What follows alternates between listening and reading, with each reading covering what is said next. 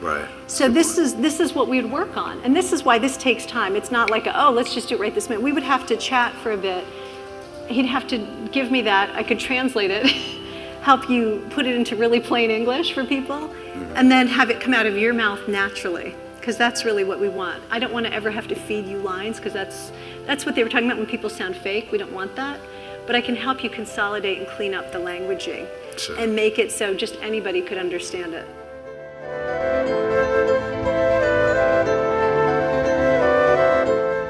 When you're on TV or being interviewed, you might be quoted with just that little segment. Everything you say can be taken out of context. And if what you say doesn't sound as eloquent as you want, later on you'll say, wow, I could have said that better. So that's why we rehearse.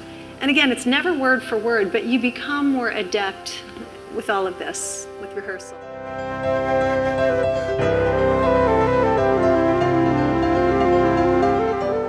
This does happen. Entrepreneur Magazine, for example, insists that we reveal what our clients earn before they'll even interview them.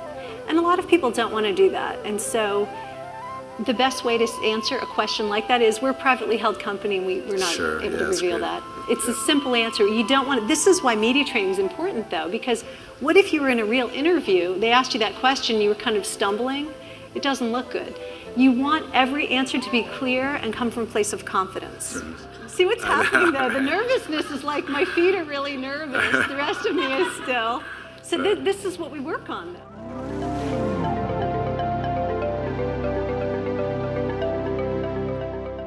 We want to eliminate the fillers and get right to the answer. Partly, if you're ever in a situation where you have an off-camera producer, they want a clean segment. So if you're starting with a well or a so, it's hard for them to edit. Same thing with something like this.